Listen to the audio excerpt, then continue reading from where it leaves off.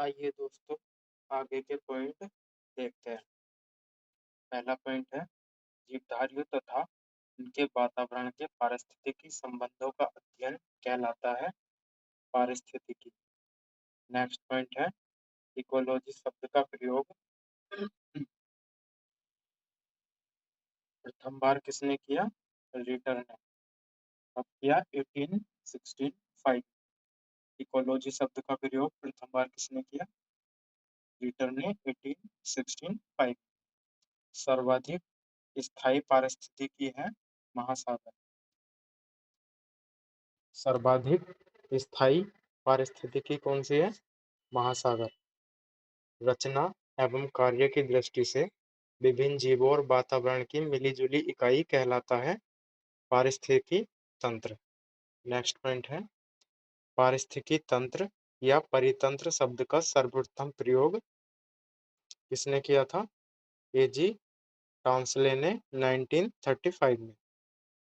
पारिस्थितिकी तंत्र या परितंत्र शब्द का सर्वप्रथम प्रयोग किसने किया था?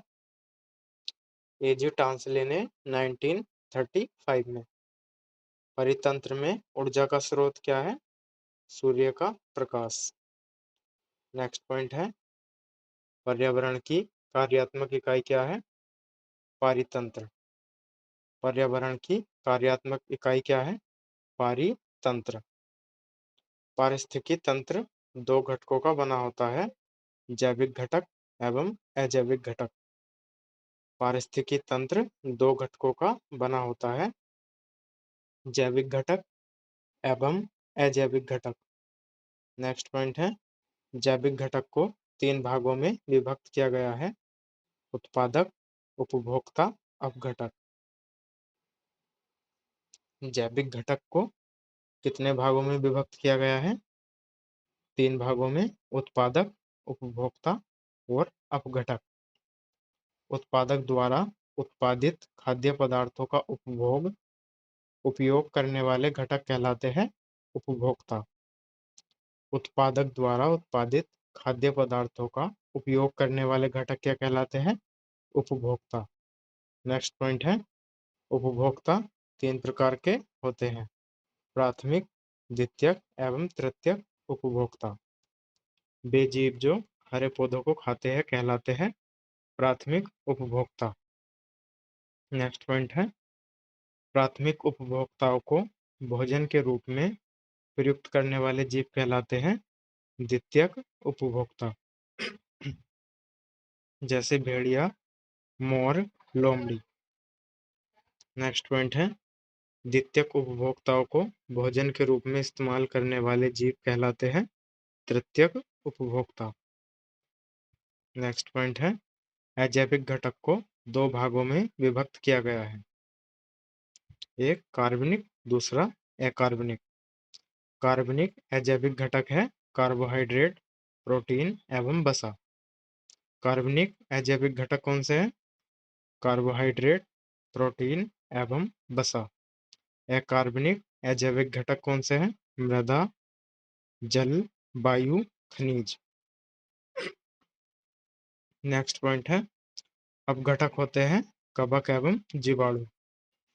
अपघटक कौन कौन होते हैं? कवक एवं जीवाणु। सफाई कर्मचारी कहलाते हैं अपघटक। नेक्स्ट पॉइंट है एक जीव द्वारा दूसरे को खाए जाने पर पोषक तत्वों एवं ऊर्जा का रूपांतरण कहलाता है खाद्य श्रृंखला। खाद्य श्रृंखला बनती है उत्पादकों, उपभोक्ताओं एवं अपघटकों से मिलकर। खाद्य श्रृंखला में प्राथमिक एवं द्वितीयक उपभोक्ता है मानव। खाद्य श्रृंखला में मानव प्राथमिक एवं द्वितीयक उपभोक्ता है। किसी परितंत्र के विभिन्न ऊर्जा स्तरों की कार्यात्मक भूमिका की तुलना करने हेतु प्रदर्शन किया जाता है ऊर्जा पिरामिड का। ऊर्जा पिरामिड सदैव होता है सीधा। ऊर्जा पिरामिड कैसा होता है? सीधा। नेक्स्ट पॉइंट है सर्वाधिक जैव विविधता पाई जाती है उष्णकटिबंधीय वर्षा वन में। सर्वाधिक जैव विविधता कहाँ पाई जाती है? उष्णकटिबंधीय वर्षा वन में।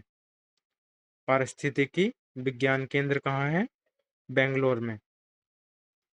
पारिस्थितिकी विज्ञान केंद्र कहाँ पर है? बेंगलोर में। नेक्स्ट पॉइंट है वायु जलीय भूमि में अनचाहे परिवर्तन जो मनुष्य एवं जीवधारियों के लिए हानिकारक हो, हो सकता है कहलाता है प्रदूषण। मानव जनित पर्यावरणीय प्रदूषण कहलाते हैं एंथ्रोपोजेनिक या परजैविक। मानव जनित पर्यावरणीय प्रदूषण कहलाते हैं एंथ्रोपोजेनिक या परजैविक। जैव विघटित प्रदूषक है बाहित मल। जैव विघटित प्रदूषक क्या है? बाहित मल। वायु प्रदूषक सीसा से प्रभावित अंग है उदर। वायु प्रदूषक सीसा से प्रभावित अंग है उदर। तंत्रिका तंत्र संबंधी रोग होता है सीसा से। तंत्रिका तंत्र संबंधी रोग किससे होता है? सीसा से। एस्बेस्टास धूल से प्रभावित अंग है फेफड़ा। एस्बेस्टास धूल से प्रभावित अंग कौन सा है? फेफड़ा। पारा प्रभावित करता है मस्तिष्क को। पारा मानव शरीर के कौन से अंग को प्रभावित करता है? मस्तिष्क को। वायु प्रदूषक कार्बन मोनोऑक्साइड प्रभावित करता है रक्त धाराओं को। वायु प्रदूषक कार्बन मोनोऑक्साइड प्रभावित करता है रक्त धाराओं को। भूमिगत जल को दूषित करने वाले अजैविक प्रदूषक है आर्सेनिक। भूमिगत जल को दूषित करने वाले अजैविक प्रदूषक कौन है? आर्सेनिक। जल प्रदूषण को मापने हेतु जांच की जाती है बायोमैकेनिकल ऑक्सीजन डिमांड। जल प्रदूषण को मापने हेतु किस चीज की जांच की जाती है? Biomechanical oxygen demand. मनुष्य में रक्तदाब बढ़ाकर दिल संबंधी रोग उत्पन्न करता है वायु प्रदूषक कैडमियम। मनुष्य में रक्तदाब बढ़ाकर दिल संबंधी रोग कौन उत्पन्न करता है? वायु प्रदूषक कैडमियम। ब्राउन एयर शब्द का प्रयोग किया जाता है प्रकाश रासायनिक धुआं के लिए। ब्राउन एयर शब्द का प्रयोग किया जाता है प्रकाश रासायनिक धुआं के लिए। पीएम एवं एसपीएम संबंधित है प्रदूषण से। पीएम एवं एसपीएम संबंधित है प्रदूषण से। पीएम का मतलब है पार्टिकुलेट मैटर। एसपीएम का फुल फॉर्म है सस्पेंडेड पार्टिकुलेट मैटर। एसपीएम का फुल फॉर्म क्या है? Suspended particulate matter. Next point है वायु प्रदूषक है carbon monoxide, sulphur dioxide, hydrogen sulphide. वायु प्रदूषक है carbon monoxide, sulphur dioxide, hydrogen sulphide. Next point है 3 दिसंबर 1984 को भोपाल के यूनियन कार्बाइड फैक्ट्री में किस गैस का रिसाव हुआ था? Methyl isocyanate. 3 दिसंबर 1984 को भोपाल के यूनियन कार्बाइड फैक्ट्री में किस गैस का रिसाव हुआ था? Methyl isocyanate. नेक्स्ट पॉइंट है मिनीमाता रोग होता है पारायुक्त जल से। मिनीमाता रोग किससे होता है? पारायुक्त जल से। मिनीमाता रोग सबसे पहले हुआ था जापान में। नेक्स्ट पॉइंट है नदियों में जल प्रदूषण की माप की जाती है ऑक्सीजन की घुली हुई मात्रा से। नदियों में जल प्रदूषण की माप कैसे की जाती है? ऑक्सीजन की घुली हुई मात्रा से। सिगरेट के धुएं का मुख्य प्रदूषक है कार्बन मोनोऑक्साइड एवं बेंजीन। सिगरेट के धुएं का मुख्य प्रदूषक क्या है? कार्बन मोनोऑक्साइड एवं बेंजीन। केंद्रीय प्रदूषण नियंत्रण बोर्ड है दिल्ली में। केंद्रीय प्रदूषण नियंत्रण बोर्ड कहाँ पर है? दिल्ली में। जल संरक्षण एवं प्रदूषण नियंत्रण अधिनियम बना 1974 में। जल संरक्षण एवं प्रदूषण नियंत्रण अधिनियम कब बना? 1974 में। वाहनों से निकलने वाले धुआं में पाया जाता है कार्बन मोनोऑक्साइड एवं सीसा। वाहनों से निकलने वाले धुएं में क्या पाया जाता है? कार्बन मोनोऑक्साइड एवं सीसा। नेक्स्ट पॉइंट है, कारखानों से निकलने वाले धुओं में मुख्य रूप से पाया जाता है कार्बन डाइऑक्साइड। नेक्स्ट पॉइंट है, अम्ल वर्षा मिश्रण है सल्फर डाइऑक्साइड एवं नाइट्रोजन ऑक्साइड का। अम्ल वर्षा किस किस का मिश्रण है? सल्फर डाइऑक्साइड एवं नाइट्रोजन ऑक्साइड का। अम्ल वर्षा के रूप में पृथ्वी पर गिरते हैं सल्फ्यूरिक अम्ल तथा नाइट्रिक अम्ल। अम्ल वर्षा के रूप में पृथ्वी पर क्या गिरता है? सल्फ्यूरिक अम्ल तथा नाइट्रिक अम्ल। डीडीटी होता है अजैव अपघटीय प्रदूषक। डीडीटी क्या होता है? अजैव अपघटीय प्रदूषक। संगमरमर से निर्मित ऐतिहासिक इमारतों को हानि पहुंचाता है सल्फर डाइऑक्साइड। संगमरमर से निर्मित ऐतिहासिक इमारतों को कौन हानि पहुंचाता है? Sulphur dioxide. ग्रीन मफलर संबंधित है ध्वनि प्रदूषण से। ग्रीन मफलर संबंधित है ध्वनि प्रदूषण से। चावल के खेतों से निकलने वाला प्रदूषक है मीथेन। चावल के खेतों से कौन सी गैस निकलती है? मीथेन। नेक्स्ट पॉइंट है, भारत में आर्यों का आगमन कब हुआ? 1500 ईसा पूर्व। भारत में आर्यों का आगमन कब हुआ? 1500 ईसा पूर्व। ऋग्वैदिक काल की अवधि कब से कब तक मानी जाती है? 1500 ईसा पूर्व से 1000 ईसा पूर्व तक। ऋग्वैदिक काल की अवधि कब तक मानी जाती है? 1500 ईसा पूर्व से 1000 ईसा पूर्व तक। उत्तर वैदिक काल की अवधि कब तक मानी जाती है? 1000 ईसा पूर्व से 600 ईसा पूर्व तक। उत्तर वैदिक काल की अवधि कब तक मानी जाती है? 1000 ईसा पूर्व से 600 ईसा पूर्व तक। महावीर का जन्म कब हुआ था? 540 ईसा पूर्व। महावीर का जन्म 540 ईसा पूर्व। महावीर को निर्माण की प्राप्ति कब हुई? 468 ईसा पूर्व। महावीर को निर्माण की प्राप्ति कब हुई? 468 ईसा पूर्व। गौतम बुद्ध का जन्म कब हुआ था? 563 ईसा पूर्व। गौतम बुद्ध का जन्म कब हुआ था? 563 ईसा पूर्व। गौतम बुद्ध को महापरिनिर्वाण कब मिला? 483 ईसा पूर्व। गौतम बुद्ध को महापरिनिर्वाण कब मिला? 483 ईसा पूर्व। सिकंदर का भारत पर आक्रमण कब हुआ? 326 से 325 ईसा पूर्व। सिकंदर का भारत पर आक्रमण कब हुआ? 326 से 325 ईसा पूर्व। चंद्रगुप्त मौर्य की मृत्यु कब हुई? 298 ईसा पूर्व। चंद्रगुप्त मौर्य की मृत्यु कब हुई? 298 ईसा पूर्व। अशोक द्वारा कलिंग पर विजय कब हुई? 261 ईसा पूर्व। अशोक द्वारा कलिंग पर विजय कब हुई? 261 ईसा पूर्व। विक्रम संवत का आरंभ कब माना जाता है?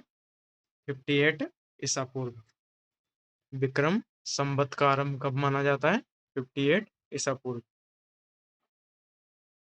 शक संबंध का आरंभ माना जाता है 78 ईस्वी में। शक संबंध का आरंभ 78 ईस्वी में और विक्रम संवत का आरंभ 58 ईसा पूर्व। नेक्स्ट पॉइंट है, हिजरी संबंध का आरंभ कब माना जाता है? 622 ईसा पूर्व। नहीं सॉरी ईस्वी। हिजरी संबंध का आरंभ 622 ईस्वी। फाहियान की भारत यात्रा 405 से 411 ईस्वी में। नेक्स्ट पॉइंट है हर्षवर्धन का शासनकाल 606 ईस्वी से 647 ईस्वी तक। हर्षवर्धन का शासनकाल 606 ईस्वी से 647 ईस्वी तक। ह्वेनसांग की भारत यात्रा 630 ईस्वी में। ह्वेनसांग की भारत यात्रा 630 ईस्वी में। चीनी यात्री इत्सिंग का बिहार भ्रमण 673 ईस्वी में।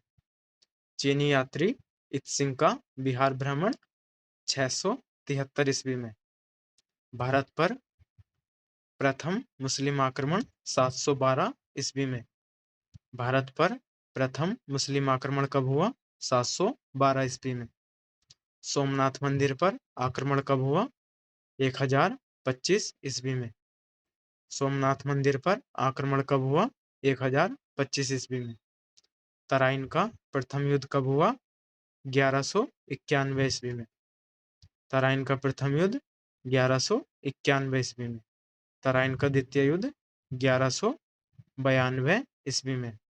नेक्स्ट पॉइंट है गुलाम वंश की स्थापना कब हुई? 1206 ईस्वी में। गुलाम वंश की स्थापना कब हुई? 1206 ईस्वी में। इब्न बतूता का भारत आगमन कब हुआ? 1333 ईस्वी में। इब्न बतूता का भारत आगमन कब हुआ? 1333 ईस्वी में। विजयनगर साम्राज्य की स्थापना कब हुई?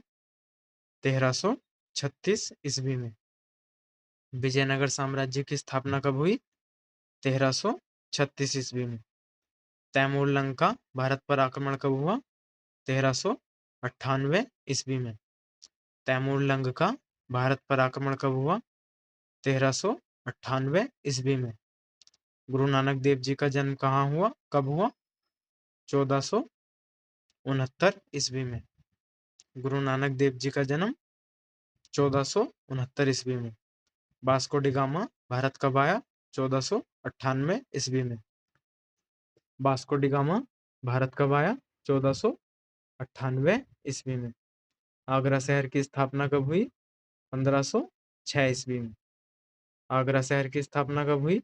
1506 ईस्वी में। चौसा का युद्ध कब लड़ा गया? 1539 ईस्वी में। चौसा का युद्ध कब लड़ा गया?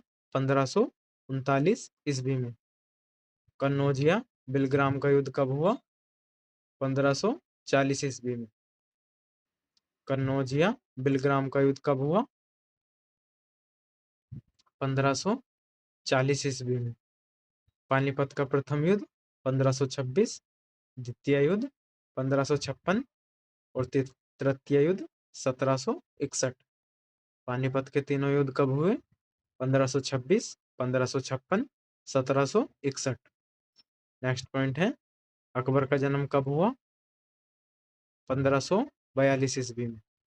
अकबर का जन्म कब हुआ? 1542 ईस्वी में। अकबर का राज्यारोहण कब हुआ? 1556 ईस्वी में। अकबर का राज्यारोहण कब हुआ? 1556 ईस्वी में। हल्दी घाटी का युद्ध कब हुआ? 1576 ईस्वी में। हल्दी घाटी का युद्ध कब हुआ?